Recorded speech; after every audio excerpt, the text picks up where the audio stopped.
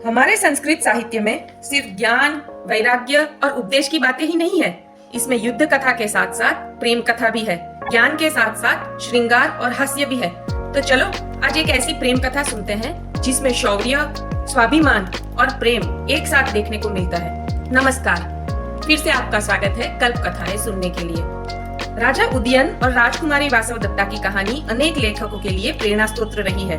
कवि भास ने स्वप्न वासवदत्ता नाम का एक नाटक लिखा है और सुबंधु ने भी वासवदत्ता नाम से ही एक महान कृति की रचना की थी। आज राजा उदयन और वासवदत्ता कैसे एक दूसरे से मिले, यह सुनते हैं। प्राचीन भारत में प्रद्योत नाम का राजा मध्य प्रदेश के उज्जैनी शहर पर शासन करता था। वह हमेशा अपनी ताकत, रूप और योग्यता का अभिमान करता रहता था और समय आने पर उसका प्रदर्शन भी करता था, जिससे उसे लगता था कि वह सबसे महान है और कोई भी राजा उसके जैसा नहीं हो सकता।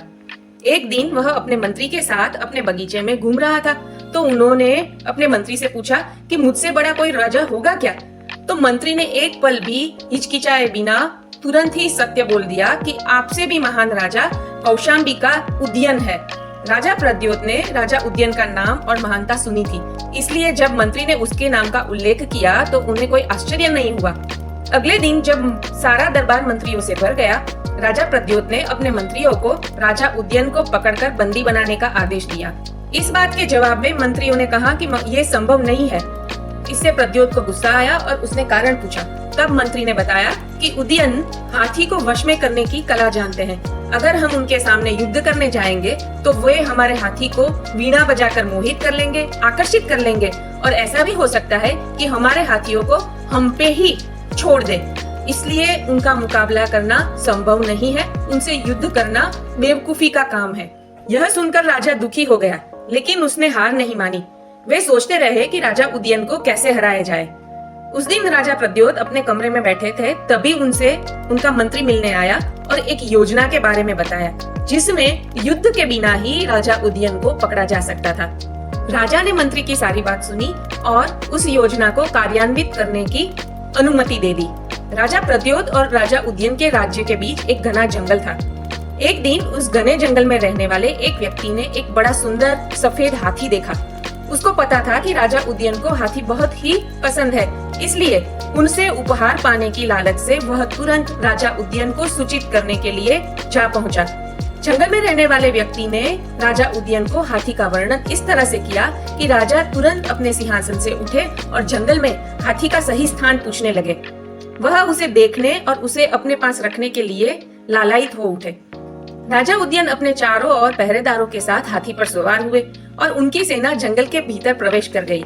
जैसे ही राजा ने सफेद हाथी को देखा तो अपने हाथी से उतरकर घोड़े पर सवार हो गए और अपने पहरेदारों को पीछे छोड़ते हुए तेजी से भागने लगे। दूसरी ओर राजा प्रद्योत के गुप्तचर राजा उदयन की सेना की हर एक हरकत पर चौकन्ने थे। जब राजा उदयन हाथी के पास पहुँचे तो उन्होंने अपनी वीणा बजाना शुरू किया, लेकिन उन्होंने देखा कि उनके मंत्र से हाथी पर कोई प्रभाव नहीं पड़ रहा। तब उनको बहुत ही आश्चर्य हुआ, क्योंकि ऐसा पहले कभी नहीं हुआ था। इसका कारण जानने के लिए वे उस जानवर के पास गए। तब अचानक हाथी के पेट से एक छोटा सा दरवाजा खुला और राजा प्रद्योत के सैनिक उसमें से कूद पड़े। राजा उदयन कुछ सोचे समझे उसके पहले ही उनके सैनिकों ने हमला कर दिया। उन्होंने लड़ने की कोशिश तक की, मगर सफल नहीं हो सके और उन्हें राजा प्रद्योत के लोगों ने पकड़ लिया। इस बीच जब राजा उदयन के मंत्री को यह पता चला तो उन्होंने सैनिकों से उज्जैन की सीमा पर एक अवरोध बनाने को कहा। राजा उदयन को पकड़कर जेल में रखा गया और उन्हें बताया गया कि राजा प्रद्योत उनसे मिलने आएंगे। लेकिन 3 दिन बीत जाने के बाद भी न राजा उदयन से मिलने आया, न कुछ वार्तालाप किया। जेल के पहरेदारों ने उन्हें बताया कि राजा तो अपनी जीत का आनंद ले रहे हैं, क्योंकि उन्होंने आपको कैद कर रखा है। यह सुनकर राजा उदयन क्रोधित हो गए और जेल के पहरेदार से कहा कि ये उनकी जीत नहीं है, ये तुम्हारे राजा ने सारे क्षत्रियों का अपमान किया है। तुम्हारा राजा कायर है। उदयन की ऐसी बात सुनकर पहरेदार हैरान परेशान होकर प्रद्योत के पास गया और सारी बात बताई। राजा प्रद्योत का अभिमान जाग उठा और उसने उदयन को मिलने का निश्चय किया और वे उनको मिलने के लिए जेल में गए। प्रद्योत ने गुस्से में आकर उदयन से पूछा कि आपने मुझे कायर कहा, क्या ये सच है? तब राजा उदयन ने बिना डरे जवाब दिया कि आपने मुझे कपट से कैद किया है। आप मेरा राज्य चाहते तो आप मुझसे युद्ध भी तो कर सकते थे।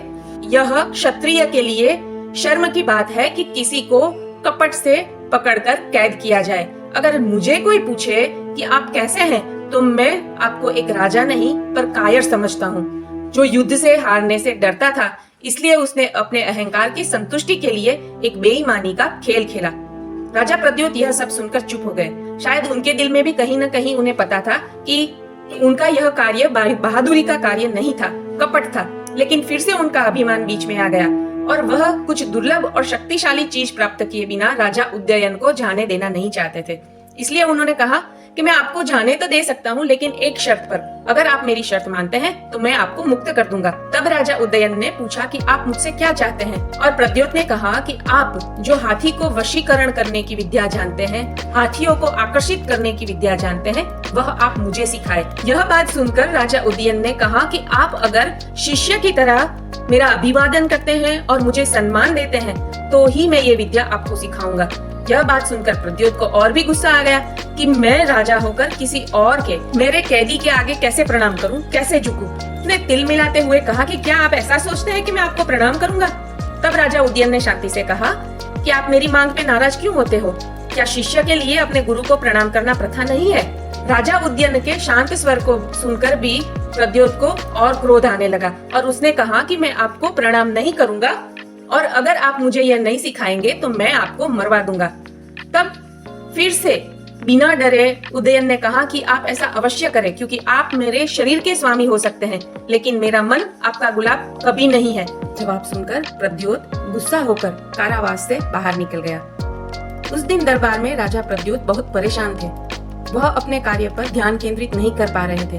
उन्होंने अपने मंत्री से कहा कि वे दरबार में उपस्थित नहीं रहेंगे। वह कुछ ऐसा चाहते थे जिससे वो हाथियों को वश में करने की विद्या सीख भी सके और उनके अहंकार को चोट भी ना पहुंचे। उसने अपने मंत्री को अपने कक्ष में बुलाया ताकि उनसे विचार विमर्श कर सके। राजा को मिलने निकले हुए मंत्री को रास्ते में राजा की सुपुत्री वासवदत्ता दिखी और उनके मन में एक योजना आई और उन्होंने जाके राजा प्रद्योत से उसके बारे में चर्चा की। राजा प्रद्योत को उन्होंने समझाया कि अगर राजकुमारी वासवदत्ता उदयन के पास विद्या सीखने जाती है तो शायद ये काम हो सकता है। मंत्री की बात सुनकर राजा को विश्वास तो हो गया कि ऐसा हो सकता है, लेकिन वो एक पिता भी था। उसे अपनी पुत्री की चिंता भी थी कि कहीं वे एक दूसरे को देख न ले।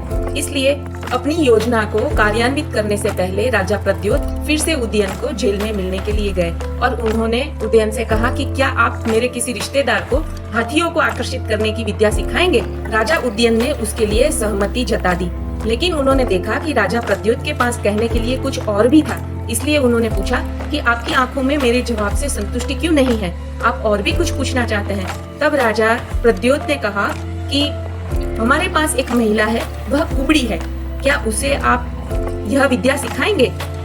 तब उदयन ने कहा जब तक मेरा शिष्य मुझे सम्मान देगा मैं उसे पढ़ाऊंगा, भले ही वह कुबड़ा या अपंग क्यों न हो। यह बात सुनकर प्रद्योत को ऐसा लगा कि उनकी योजना सफल हो पाएगी। राजा प्रद्योत उसके उत्तर से संतुष्ट दिखे और वे वहां से बाहर चले गए। जेल से निकलकर राजा प्रद्योत अपनी पुत्री के कक्ष में गए और उनसे कहा कि मुझे तुम्हारी सहायता की आवश्यकता है, क्या तुम मेरा एक काम कर सकोगी? राजकुमारी ने अपने पिता को देखकर मुस्कुराते हुए कहा कि आप न केवल मेरे पिता हैं, लेकिन राजा भी है। आपकी जो आज्ञा होगी मैं वह सब कार्य करूंगी। राजा प्रद्योत ने कहा कि एक व्यक्ति को हाथियों को लुभाने की कला आती है और मैं चाहता हूँ कि तुम उसके पास जाकर ये कला सीखो। राजकुमारी का चेहरा इस बात पर गर्व से चमक रहा था कि उसके शक्तिशाली पिता ने इस जिम्मेदार काम के लिए अपने राज्य से किसी अन्य को नहीं बल्कि उसे ही चुना है। लेकिन जब उनके पिता ने बताया कि वह आदमी कोढ़ी है तो वह बहुत ही नाखुश हुई और उसने कहा कि मुझे एक कोढ़ी से विद्या सीखनी पड़ेगी। यह जानकर राजकुमारी बहुत खुश नहीं हुई, लेकिन एक कर्तव्यनिष्ठ बेटी के रूप में उसने यह बात मान ली। प्रद्योत ने कहा कि मैं जानता हूँ कि तुम क्या सोच रही हो और तुम सही भी हो। मैं समझता हूँ कि यह तुम्हारे लिए मुश्किल होगा, लेकिन तुम पर्दे के पीछे बैठ सकती हो, तब तुम्हें उसका चेहरा नहीं दिखना पड़ेगा और विद्या भी सीख पाओगी। राजकुमारी ने यह बात स्वीकार कर ली और दूसरे ही दिन से सारी तैयारियां शुरू हो गई। राजा उदयन और राजकुमारी वासवदत्ता एक पर्दे से अलग होकर बैठ गए। राजा उदयन को लगा कि दूसरी तरफ एक कुबड़ी है और राजकुमारी वासवदत्ता जानती थी कि पर्दा उसकी आंखों के लिए वरदान है, क्योंकि वह कोढ़ी को छिपा रहा है जो उसे हाथियों को आकर्षित करने की कला सिखाने वाला था। पाठ शुरू हुआ। कुछ दिन तक तो सब कुछ सामान्य रहा। राजकुमारी वासवदत्ता ने पूरे मन से पाठ सीखने की कोशिश की, लेकिन एक दिन जब उदयन उन्हें एक श्लोक पढ़ा रहे थे और बार बार उसे दोहराने के लिए कह रहे थे, वह वासवदत्ता ठीक से न कर पाई। यह सब कुछ होते हुए देख राजा उदयन को अपनी शिष्या पर गुस्सा आया और उसने चिल्लाते हुए कहा कि यह गलत है। क्या तुम श्लोक सही तरीके से नहीं बोल सकती, मूर्ख कुबड़ी? क्या तुम्हारे होठ भी तुम्हारी पीठ की तरह मोटे और बदसूरत है? यह सब सुनकर राजकुमारी वासवदत्ता नाराज हुई और अपने आप को अपमानित महसूस किया और उसने भी पलटकर तुरंत जवाब दिया कि तुम्हारी हिम्मत कैसे हुई मुझे कुबड़ी कहने की? तुम अपने आप को क्यों नहीं देखते हो? तुम तो कोढ़ी हो। इतना कहकर वो क्रोधित होकर उठी और बीच में लगाया हुआ पर्दा उसने उठा दिया तो वह देखकर चौंक गई, क्योंकि उसके सामने एक बहुत ही सुंदर युवान खड़ा था। वही हाल राजा उदयन का था जब उसने वासवदत्ता को देखा, जो कुबड़ी नहीं लेकिन एक बहुत ही खूबसूरत कन्या थी। राजा उदयन कुछ देर तक बोल नहीं पाए और वासवदत्ता के रूप से अभिभूत होकर उसे देखते रहे। बाद में अपने आप को संभालने के बाद उन्होंने पूछा कि आप कौन हैं? तब वासवदत्ता ने बताया कि वह राजा प्रद्योत की पुत्री है। यह सुनकर राजा उदयन ने उनसे माफी मांगी और कहा कि मुझे पता नहीं था, मुझे ऐसा बताया गया था कि एक कुबड़ी यह विद्या सीखने आने वाली है, इसीलिए मैंने ये वचन कहे।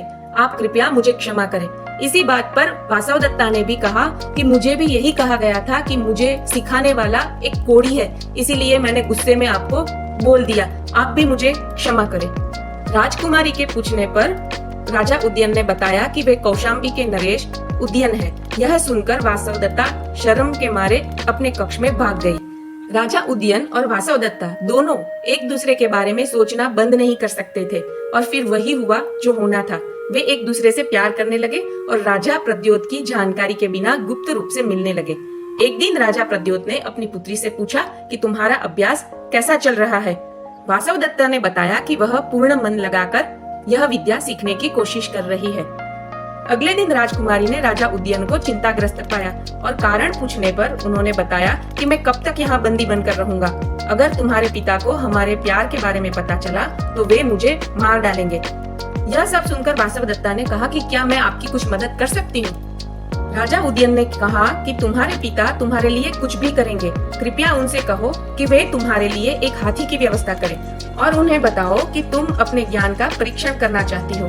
राजकुमारी ने अपने पिता से अनुरोध किया तो राजा प्रद्योत ने तुरंत ही उनके लिए एक हाथी की व्यवस्था की। राजा उदयन ने अपनी योजना में वासवदत्ता को शामिल करते हुए कहा कि अपने पिता से कहो कि कोढ़ी एक चमकदार जड़ी बूटी उठाना चाहता है, जिसे रात में ही पहचाना जा सकता है, जो हाथियों को लुभाने के लिए सबसे जरूरी है। वासवदत्ता ने अपने पिता के पास जाकर यह सारी बातें बता दी। राजा प्रद्योत समझ गए कि राजा उदयन भागने की कोशिश कर रहे हैं, लेकिन उन्होंने अपने बेटी से कुछ नहीं कहा और इस अजीब अनुरोध को स्वीकार कर लिया। जैसे ही उनकी बेटी चली गई, उन्होंने अपने जासूसों को सतर्क रहने और राजा उदयन पर नजर रखने के लिए कहा। उस रात जब पूरा राज्य सो रहा था, राजा उदयन हाथी पर सवार होकर जंगल में दूर चले गए।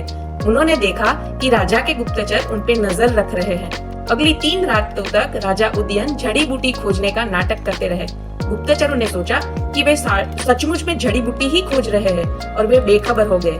चौथी रात जब राजा प्रद्योत महल के बगीचे में मौज मस्ती कर रहे थे, राजा उदयन ने उसे राजकुमारी वासवदत्ता के साथ भागने का सबसे अच्छा अवसर समझा। वे हाथी पर सवार हुए और चल दिए। जाते समय राजा उदयन ने राजकुमारी को सोने के सिक्के और चांदी के सिक्के से भरे 2 थैले दिए। राजकुमारी ने उसका उद्देश्य न जानते हुए उसे अपने पास रख लिया। दूसरी ओर जब एक दासी राजकुमारी के कक्ष में गई तो उन्होंने उसे खाली पाया। सेवक ने हर जगह खोजा, लेकिन वह कहीं नहीं मिली। जब यह बात राजा प्रद्योत के पास पहुंची तो उन्होंने आदेश दिए कि राजा उदयन और राजकुमारी वासवदत्ता को खोजा जाए और उनके पास लाया जाए, चाहे जिंदा चाहे मुर्दा। शहर के द्वार खुले थे और पहरेदार गरजते हुए निकल पड़े। सुबह होते ही उदयन और वासवदत्ता ने देखा कि राजा प्रद्योत के सैनिकों ने उन्हें ढूंढ लिया है। जैसे ही वे निकट पहुंचे, राजा उदयन ने चांदी के सिक्कों का थैला लिया और चांदी के सिक्के घुड़सवारों की ओर फेंक दिए। इससे कुछ घुड़सवारों का ध्यान भंग हो गया और वे चांदी के सिक्के इकट्ठा करने लगे। लेकिन कुछ कर्तव्यनिष्ठ सैनिक जो अपने कर्तव्य को अधिक गंभीरता से लेते थे, वे उनका पीछा करते रहे। राजा उदयन ने सोने के सिक्कों का थैला लिया और उन पर सोने के सिक्के फेंके। असली सोने के सिक्के देखने पर उन्होंने वासवदत्ता का पीछा करना बंद कर दिया और सभी सोने के सिक्के इकट्ठे करने में व्यस्त हो गए। इससे पहले कि वे समाप्त कर पाते, राजा उदयन और राजकुमारी वासवदत्ता उज्जैन की सीमा से पार चले गए। जैसे ही वासवदत्ता और उदयन उज्जैन की सीमा से बाहर पहुंचे, वहां उनके मंत्री ने उनका स्वागत किया और उनके सैनिकों ने प्रद्योत के थके हुए सैनिकों पर हमला कर दिया और उन्हें हरा दिया। युद्ध में विजय पाकर वे सब अपने नगर कौशाम्बी में पहुंचे, जहां उनका स्वागत किया गया और वहां पर राजा उदयन और वासवदत्ता का विवाह संपन्न हुआ। और इस तरह अपने शत्रु की पुत्री के प्रति प्रेम जागने पर राजा उदयन ने अपनी स्वमान की रक्षा करते हुए वासवदत्ता से विवाह भी किया। कहानी अच्छी लगी हो तो इसे लाइक और शेयर करें और हमारे साथ जुड़े रहने के लिए चैनल को सब्सक्राइब भी करें। धन्यवाद।